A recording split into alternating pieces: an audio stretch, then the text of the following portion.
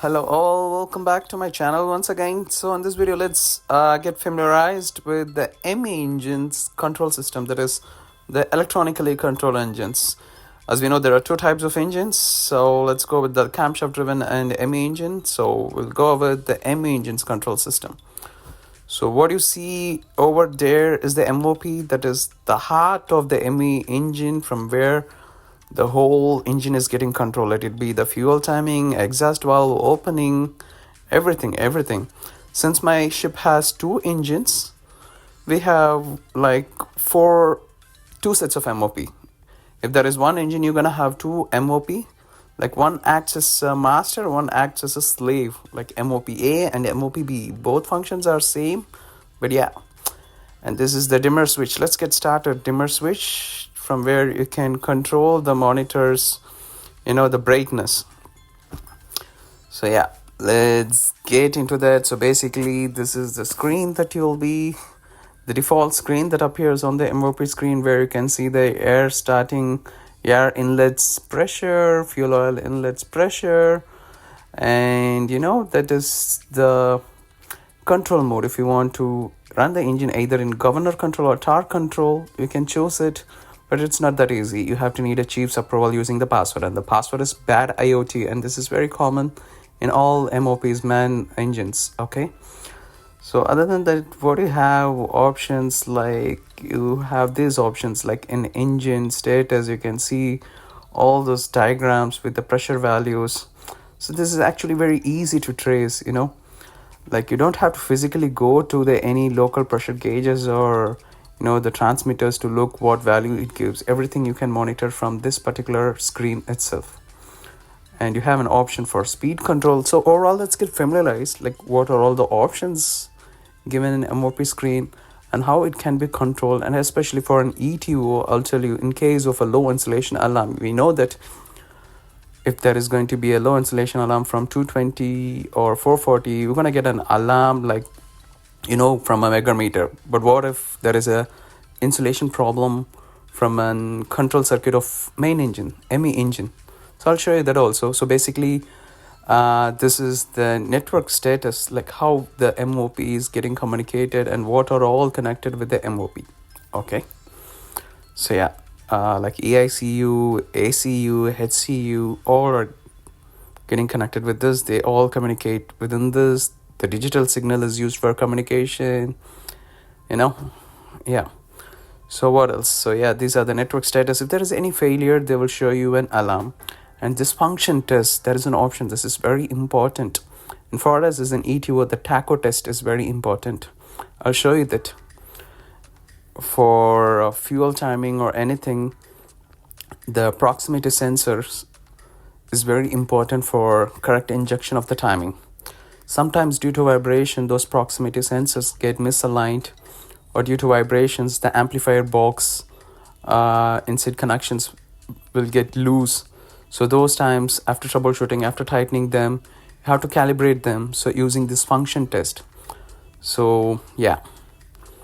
And this is one more thing, like for troubleshooting, you can actually see the status of the engine.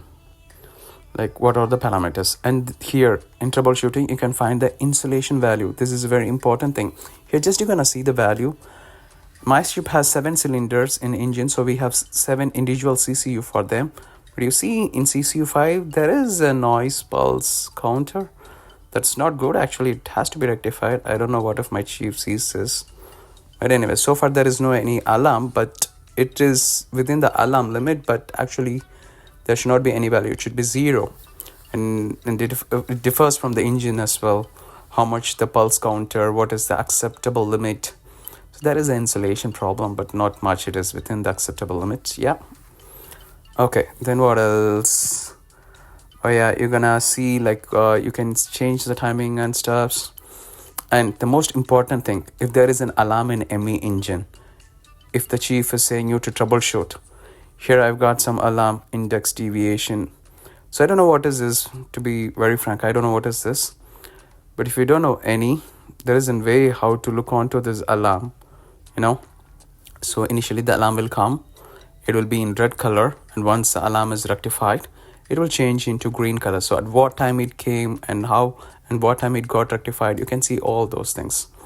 So if you want to troubleshoot it, you don't have to have the knowledge, very good knowledge, you just have to click the alarm and press the info. The MOP will give you all the details, like description of the alarm, what was the cause of that alarm, what effect it can make, like what would be the impact of that. So what is the corrective action? So everything is guided. You don't have to confuse with your brain, or you don't have to get panic. So the MOP tells you what action needs to be taken. Okay. So this index deviation is very abnormal, uncommon. We'll go with some basic alarm.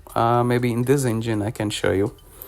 We'll go with which one? Yeah, a feedback from ACU. Even this is not that common, but still okay.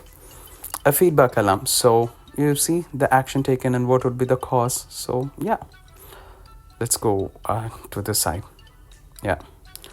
And there is the alarm list. If there is any active alarm, you get to see. If there is no alarm, that would be blank. So yeah.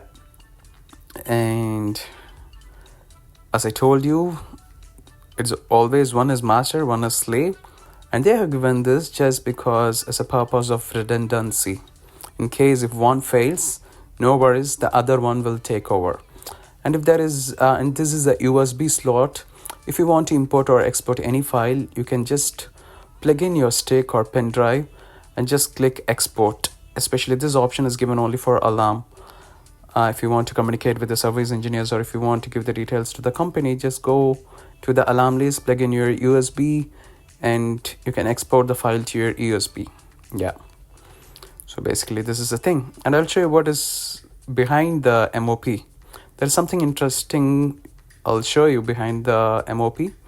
So this is an engine control console, backside of the MOP. So there are two cables, there is network A and network B, but that is not my concern to show you.